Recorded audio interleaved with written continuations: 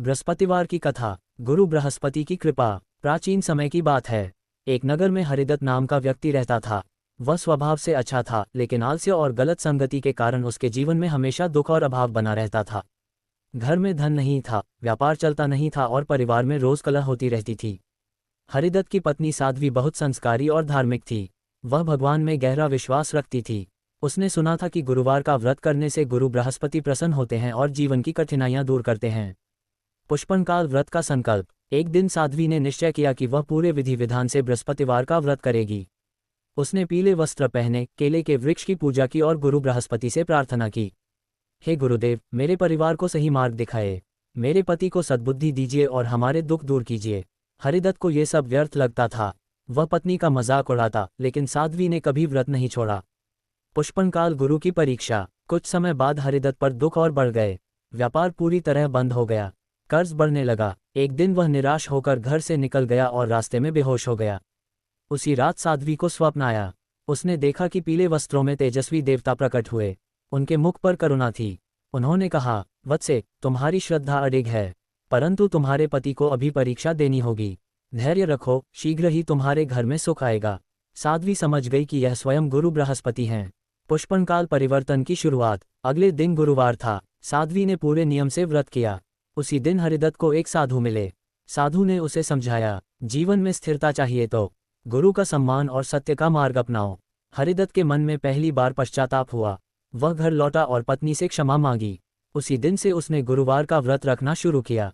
पुष्पनकाल गुरु कृपा। धीरे धीरे हरिदत्त के जीवन में बदलाव आने लगा।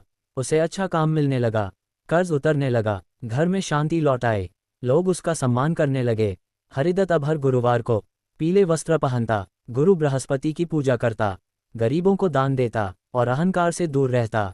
गुरु बृहस्पति की कृपा से उसका जीवन सुख, समृद्धि और शांति से भर गया। पुष्पनकाल अहंकार का पतन। कुछ वर्षों बाद हरिदत्त बहुत धनवान हो गया, लेकिन फिर से उसके मन में अहंकार आ गया। उसने व्रत छोड़ दिया और दान पुण्य बंद कर दिया। जल्द ही उसके व्यापार में भारी नुकसान हुआ। परिवार में फिर अशांति फैल गई। तब उसे अपनी भूल का एहसास हुआ। पुष्पनकाल क्षमा और कृपा। हरिदत्त और साध्वी ने सच्चे मन से क्षमा मांगी और फिर से गुरुवार का व्रत शुरू किया। गुरु बृहस्पति प्रसन्न हुए और उन्होंने फिर से उनके जीवन में सुख लौटा दिया। पुष्पनकाल कथा से शिक्षा। इस कथा से हमें ये सीख मिलती है कि गुरु बृहस्पति ज्ञान, धर्म और सद्बुद्धि के देवता हैं। गुरुवार का व्रत श्रद्धा और नियम से करने पर फल अवश्य मिलता है। अहंकार मनुष्य का सबसे बड़ा शत्रु है। सच्ची भक्ति से हर संकट दूर होता है। बृहस्पतिवार की कथा। गुरु बृहस्पति की कृपा। प्राचीन समय की बात है। एक नगर में हरिदत्त नाम का व्यक्ति रहता था। वह स्वभाव से अच्छा था, लेकिन आलस्य और गलत संगति के कारण उसके जीवन में हमेशा दुख और अभाव बना रहता था।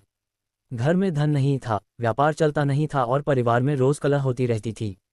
हरिदत्त की पत्नी साध्वी बहुत संस्कारी और धार्मिक थी। वह भगवान में गहरा विश्वास रखती थी। उसने सुना था कि गुरुवार का व्रत करने से गुरु बृहस्पति प्रसन्न होते हैं और जीवन की कठिनाइयां दूर करते हैं।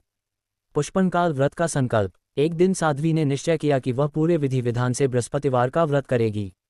उसने पीले वस्त्र पहने, केले के वृक्ष की पूजा की और गुरु बृहस्पति से प्रार्थना की, हे गुरुदेव, मेरे परिवार को सही मार्ग दिखाए, मेरे पति को सद्बुद्धि दीजिए और हमारे दुख दूर कीजिए। हरिदत्त को ये सब व्यर्थ लगता था। वह पत्नी का मजाक उड़ाता, लेकिन साध्वी ने कभी व्रत नहीं छोड़ा।